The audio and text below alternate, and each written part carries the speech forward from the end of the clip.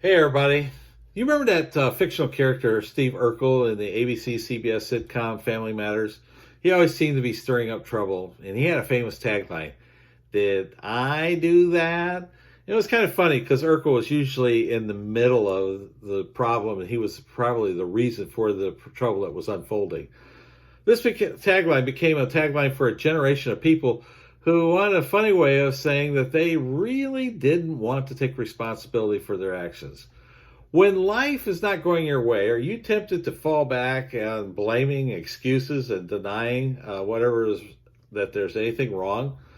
Hey, this is Phil Johnson here today, and I want to be sharing with you some insights into how you can become aware of the destructive minds of temptation that derail our dreams. In this video blog today is for every dreamer who wants to spot and disarm those destructive minds of temptation and to achieve the dream within without having to be derailed from their dream. Here's what I mean. Today we're going to take a look at what James said, the brother of Jesus, and he told us that we couldn't make excuses when we're tempted. In James chapter 1, verses 12 through 15, James reveals that through the trials pushing through the trials will lead us to the crown of life that is promised for us. I believe that this could be the special design and dream that God has placed within each of us, our purpose and our meaning in life. He also reveals that there's a real danger in allowing temptation to take root because it'll give birth to some really bad things, such as death. Not only the death of our dream, but the death and destruction of our very souls. But there's great news.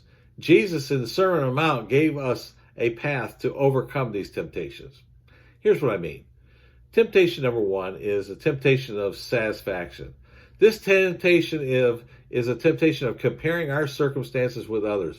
We become dissatisfied with the things that we have. We want the things that other people have.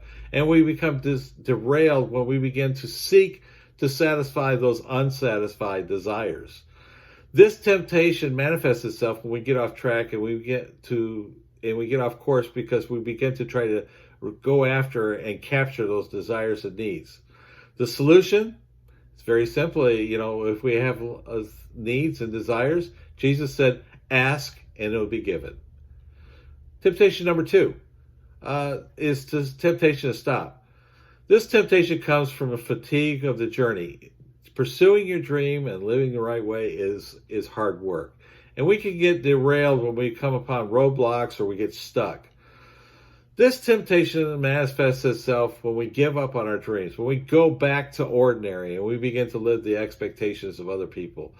The solution to the lack of direction, Jesus said, seek and you will find. Temptation number three is the temptation of status. This temptation is when when we're not getting the position, the prestige, or the power that we'd hoped for. We get derailed when we are not gaining the influence or the connections, the relationships that we desire or feel that we need to move forward.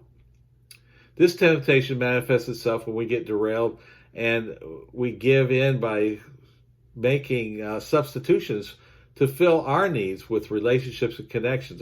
These can be like poor decisions of relationships, of people that we go into partnership with. It can be drugs, alcohol that we numb this with. Whatever it is that we that hole that we have within us, we begin to substitute. The solution for the lack of the needed relationships, Jesus said, knock and it'll be opened unto you. So let me summarize here.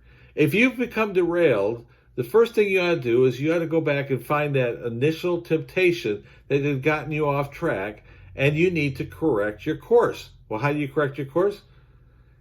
By asking if you need resources, by seeking if you need direction, and by knocking if you need relationships or connection. The point here is that you can spot and disarm self-destructive minds of temptation without becoming derailed for your dream. For more information, you can check out our website at www.coachingsome.org. That's coaching, COACHING, some, SOME.org.